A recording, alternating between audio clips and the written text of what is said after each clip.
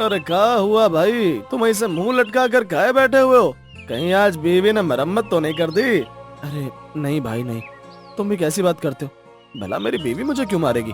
तो फिर मेरे भाई क्या बात है, मुझे बताओ। हो सकता है मैं तुम्हारी कुछ मदद कर दूं। अरे भाई, बारिश ना होने के कारण हर जगह सूखा पड़ा हुआ है। अब इन सूखी जगह में भला किसान खेती कैसे करेगा? और अगर खेती ना हुई तो फिर हम खाएंगे क्या, बताओ? बात तो तुम एकदम ठीक कह रहे हो, लेकिन भाई हम भी अब क्या कर सकते हैं?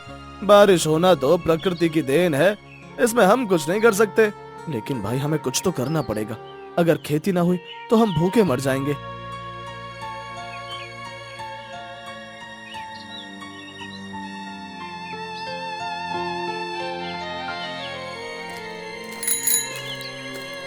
अरे क्या हुआ भाई, तुम ऐसे आसमान को टुकुर टुकुर काहे देख रहे हो? कहीं ऊपर से कोई खजाना गिरने वाला है क्या? अरे नहीं भाई नहीं, मैं तो बस देख रहा था कि ऊपर बैठकर इंद्रदेव क्या कर रहे हैं। अरे तुझे इंद्रदेव से क्या लेना देना है, उनको बैठकर ऊपर आराम करने दे। अरे भाई, तुझे क्या दिख नहीं रहा कि बारिश के मौसम में भी गर्मी कितनी तेज पड़ रही है? हर तरफ सूखा ही सूखा नजर आ रहा है, बारिश का तो कोई नामो निशान ही नहीं है। अबे हाँ यार, तभी मैं सोचूं कि तू आसमान में आखिर देख क्या रहा है। भाई, आसमान में एक भी काले बादल नहीं है, हर तरफ सूर्य की किरणें ही नजर आ रही हैं। लगता है हमें कभी भी बारिश नसीब नहीं होगी। अबे यार, तू रोना बंद कर, तुझे रोता देख मुझे भी रोना आ रहा है। अगर ऊपर वाले ने चाहा तो हमारे गांव में जल्दी बारिश होगी। चल अब चुप हो जा। अरे बहन, क्या हुआ? तुम ऐसे मायूस होकर क्यों बैठी हो? क्या बात है? अरे बहन, मैं यहाँ तालाब के किनारे पानी भरने के लिए आई थी, लेकिन तालाब तो एकदम सूखा पड़ा है। घर में पीने और नहाने के लिए बिल्कुल भी पानी नहीं है। अब तुम ही बताओ बहन, मैं क्या करूं? हाँ बहन, मैं भी कल रामू काका के कुएं से पानी भरने के लिए गई थी, लेकिन कुआं भी एकदम सूखा पड़ा था और मजबूरन मुझे खाली हाथ घर लौटना पड़ा। बहन, कुछ दिनों तक तो हम ये सब सहन कर लेंगे, लेकिन उसके बाद हमारा क्या होगा? सारे गांव वाले बारिश न होने के कारण बहुत ही ज्यादा परेशान थे। गांव के सभी लोग बारिश पर ही निर्भर थे।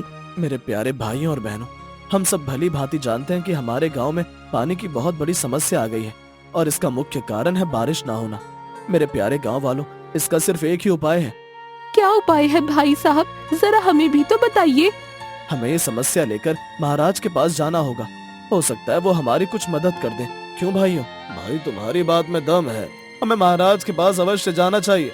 और वैसे भी इसके अलावा हमारे पास कोई और चारा भी तो नहीं है। और फिर सभी गांव वाले अपनी समस्या लेकर राजा भान सिंह के पास जाने लगते हैं।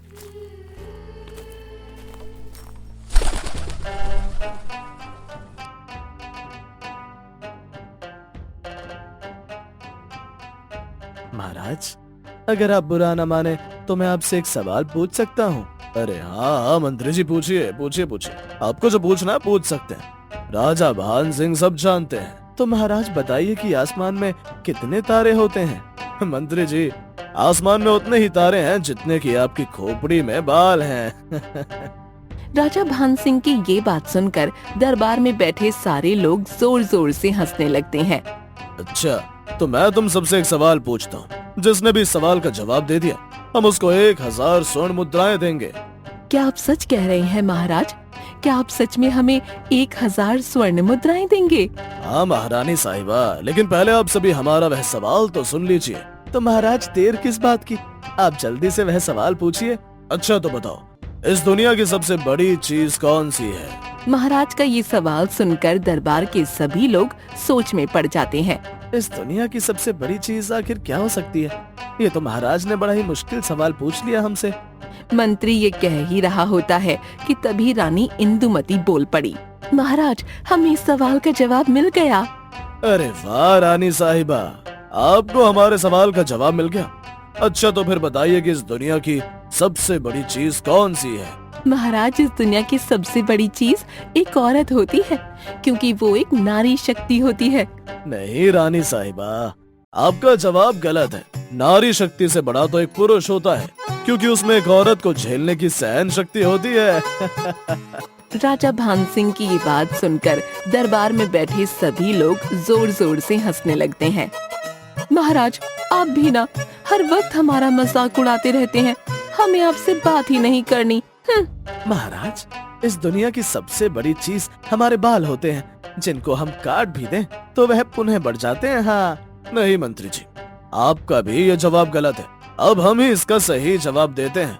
हाँ हाँ महाराज, जल्दी बताइए, हम भी उस सवाल का जवाब सुनने के लिए उत्सुक हैं। तो फिर सुनो, इस दुनिया की सबसे बड़ी चीज उसकी जरूरत होती है। जरूरत से बड़ा इस दुनिया में कुछ भी नहीं है, क्योंकि जरूरत पड़ने पर हमें गधे को भी अपना बाप बनाना पड़ता है। वाह महाराज वाह, मान गए आपको। ऐसे ही दरबार के सभी लोग हंसी ठिठोली करने लगते हैं और तभी गांव के कुछ लोग राजा के दरबार में उपस्थित होते हैं। प्रणाम महाराज, अनर्थ हो गया महाराज, अनर्थ हो गया। अरे क्या हुआ गांव वालों, तुम सब यहाँ, और तुम सबके चेहरे इतने उदास क्यों लग रहे हैं? और क्या अनर्थ हो गया है? महाराज, हम सभी किसान हैं और हमें खेतों में सिंचाई करने के लिए पानी की आवश्यकता होती है, लेकिन महाराज बारिश न होने के कारण हर तरफ सूखा ही सूखा पड़ा हुआ है। हाँ महाराज, कुएं तालाब आदि भी बारिश न होने के कारण एकदम सूख चुके हैं। कुछ करिए महाराज, नहीं तो बिना खेती के तो हम भूखे मर जाएंगे। गांव वालों, तुम्हारी समस्या को हम समझते हैं, लेकिन हम कोई भगवान नहीं है जो बारिश करा दे। अरे बारिश होना तो प्रकृति की देन है, इसमें हम कुछ नहीं कर सकते। महाराज, आपको कुछ तो करना ही होगा, बिना पानी के लोग प्यासे मर रहे हैं। कुछ करिए महाराज, कुछ करिए। गांव वालों, जब तक बारिश नहीं हो जाती तब तक आप सभी गांव वालों को लगान देने की कोई जरूरत नहीं है, और आप सभी को जरूरतमंद चीजें महल से भिजवाई जाएंगी। आप सभी निश्चिंत होकर अपने घर जाइए, इस विषय में हम जल्दी कुछ करते हैं। आपका बहुत बहुत शुक्रिया महाराज। और फिर सभी गांव वाले अपने अपने घर चले जाते हैं।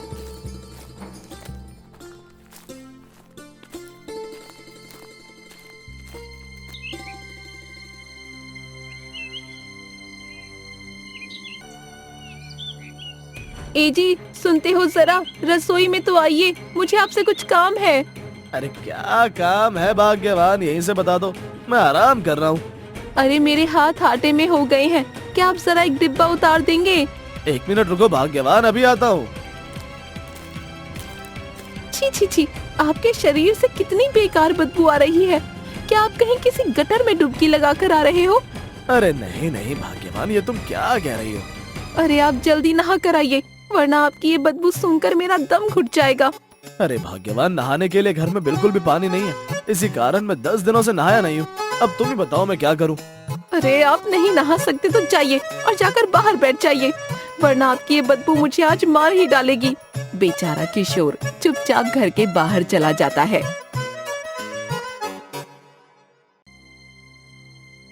महाराज, आपने गांव वालों से कह तो दिया आप इस समस्या का हल अवश्य निकालेंगे, लेकिन आप भली भांति जानते हैं कि बारिश कराना नामुमकिन है। अब आप क्या करेंगे? मंत्री जी, बस यही चिंता तो हमको सोने नहीं दे रही है। अगर हमने कुछ नहीं किया तो गांव के सभी लोग हमारे बारे में क्या सोचेंगे कि उनका राजा उनके लिए कुछ भी न कर सका। महाराज, आप बिल्कुल भी चिंता मत कीजिए, इस समस्या का जरूर कोई ना कोई हल निकल जाएगा। लेकिन मंत्री जी, हम हाथ पर हाथ धरकर नहीं बैठ सकते हैं। अगर बारिश न हुई तो हमारे महल के सारे कुएं तालाब भी खाली हो जाएंगे और यह समस्या हम पर भी टूट पड़ेगी। हमें जल्दी कुछ करना होगा।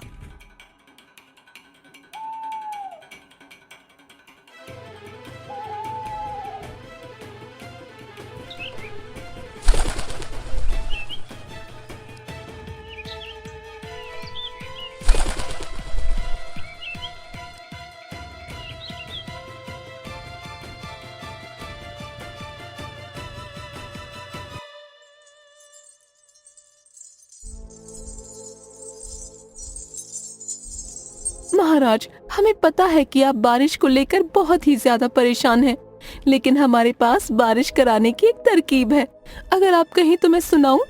महारानी साहिबा, आज तक आपने एक भी काम की बात नहीं की, लेकिन अगर आप कहती हैं तो हम आपकी उस तरकीब को जरूर सुनना चाहेंगे। महाराज, हम एक काम करेंगे, सभी किसानों को एक खेत में खड़ा करवाएंगे और उनसे कहेंगे कि वो जोर जोर से नाचें।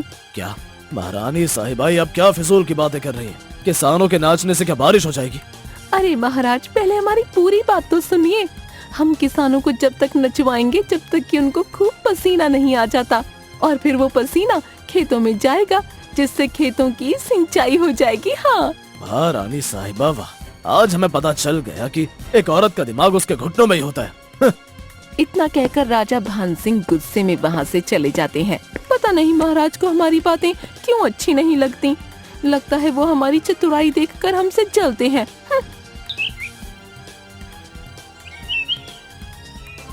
ऐसे ही कुछ दिन बीत जाते हैं और फिर एक दिन दरबार में दूसरे गांव का एक व्यक्ति गगन आता है। प्रणाम महाराज। कौन हो तुम? हमने पहले तुम्हें इस गांव में कभी नहीं देखा। महाराज, मेरा नाम गगन है और मैं दूसरे गांव से आया हूँ। मुझे पता चला है कि इस गांव में बहुत दिनों से बारिश नहीं हुई है। हाँ, तो तुम कहना क्या चाहते हो? क्या तुम इस गांव में बारिश कराओगे? बताओ। मंत्री जी, आप एकदम सही कह रहे हैं। मैं इस गांव में बारिश करा सकता हूँ। गगन की ये बात सुनकर दरबार में बैठे सभी लोग गगन को आश्चर्य भरी निगाहों से देखने लगते हैं। ये तुम क्या कह रहे हो? भला कोई एक मामूली सा व्यक्ति बारिश कैसे करा सकता है? मेरी बात का विश्वास कीजिए महाराज, मुझे केवल 5 दिन की मोहलत दीजिए। 6वें दिन आपके गांव में जोरदार बारिश होगी। अगर ऐसा है तो हम तुम्हें 6 दिन की मोहलत देते हैं। अगर तुमने बारिश करा दी तो हम तुम्हें सोने की मोहरों से नहला देंगे, लेकिन अगर तुम बारिश न करवा सके तो हम तुम्हें सूली पर लटका देंगे। महाराज, मुझे ये सब मंजूर है। अब आपसे मेरी मुलाकात 6वें दिन ही होगी। इतना कहकर गगन वहाँ से चला जाता है। गगन की ये बात सारे गांव में फैल चुकी थी कि वो 6 दिन बाद बारिश कराने वाला है। अरे भाई, तुमने सुना? आज महाराज के दरबार में गगन नाम का व्यक्ति आया था और वो हमारे गांव में बारिश कराने वाला है। हाँ भाई, सुना तो मैंने भी है, लेकिन भाई भला कोई व्यक्ति बारिश कैसे करा सकता है? हाँ भाई, मुझे तो ये बात सुनकर विश्वास ही नहीं हो रहा है। सब कुछ बिल्कुल एक सपने के जैसा लग रहा है। वो सभी लोग आपस में बातें कर ही रहे होते हैं कि तभी उनके पास एक बेवड़ा आ जाता है। अरे भाई, वो देखो, आसमान में काले बादल छा गए। लगता है जोरदार बारिश होने वाली है। अबे नशेड़ी, लगता है आज तूने कुछ ज्यादा ही पी रखी है। वो काले बादल नहीं, कौओं का काला झुंड है, समझा? अरे भाई, लगता है तुम अंधे हो गए हो। तुम्हें ठीक से दिखाई नहीं देता। वो देखो, काले बादल के साथ इंद्रदेव भी खड़े हुए हैं। अबे बेवड़े, निकल ले यहाँ से, नहीं तो दूंगा एक कान के नीचे। चल भाग यहाँ से। ऐसे ही पूरे 6 दिन बीत जाते हैं और 6वें दिन गांव के सभी लोग बारिश आने का इंतजार करने लगते हैं। महाराज, आज पूरे 6 दिन बीत चुके हैं, लेकिन बारिश तो क्या, बारिश की एक बूंद भी कहीं नजर नहीं आ रही। आप ठीक कहते हैं मंत्री जी, लेकिन आपको क्या लगता है कि आज बारिश होगी कि नहीं? महाराज, मुझे तो नहीं लगता कि आज बारिश होगी, और वो व्यक्ति भी अभी तक यहाँ नहीं आया है। महाराज, मुझे तो ऐसा लगता है कि उस व्यक्ति ने हमें उल्लू बना दिया। मंत्री जी, अगर उस व्यक्ति ने हमें उल्लू बनाया है तो हम उसको गधा बना देंगे। हम उसको छोड़ेंगे नहीं। राजा भान सिंह ये कह ही रहे होते हैं कि तभी वहाँ पर गगन आ जाता है। किसी को गधा बनाने की जरूरत नहीं है महाराज, अब मैं यहाँ आ चुका हूँ। अरे, सिर्फ तुम्हारे आने से कुछ नहीं होगा। तुमने तो कहा था कि तुम बारिश करवाओगे, लेकिन बारिश का तो कोई नामो निशान भी नहीं है। अरे, आप चिंता क्यों करते हैं मंत्री जी? जरा आसमान की ओर तो देखिए। जैसे ही मंत्री आसमान की ओर देखते हैं, तभी आसमान में काले बादल छा जाते हैं और बहुत जोरों की बारिश होने लगती है। अरे गांव वालों, उस व्यक्ति की बात सच निकली। हमारे गांव में बारिश हो गई। अरे भाई, आज हमारे गांव में बड़े दिनों के बाद बारिश हुई है। अरे नाचो गांव, आज तो बड़ा ही खुशी का दिन है। उस दिन गांव में भारी बारिश होती है। कुएं, तालाब आदि पानी से लबालब भर चुके थे और किसानों ने फिर से खेती करना शुरू कर दिया था।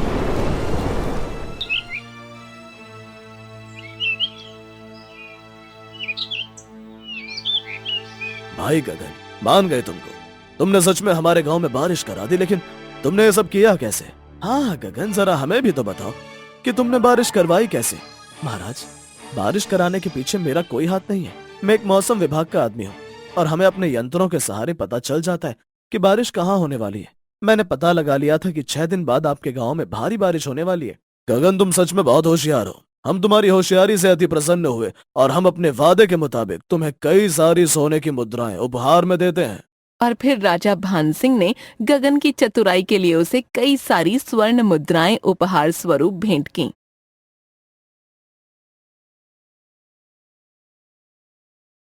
ए जी, अब तो हमारे पास पानी की कमी नहीं है। अब तो आप नहा लीजिए। देखिए तो आपका शरीर कितना बदबूदार हो गया है। लेकिन भाग्यवान, मुझे नहाने में बहुत ही ज्यादा ठंड लगती है। मैं नहीं नहाऊंगा। लगता है आप ऐसे नहीं मानेंगे। अब मुझे ही आपको नहलाना पड़ेगा। और फिर रमा एक झाड़ू लेकर किशोर के पीछे पड़ जाती है। अरे भागते कहाँ है? रुकिए, आज तो मैं आपको नहला कर ही मानूंगी। अरे भाग्यवान, 10 दिन और रुको, मैं अपने आप ही नहा लूंगा। अरे कोई बचाओ।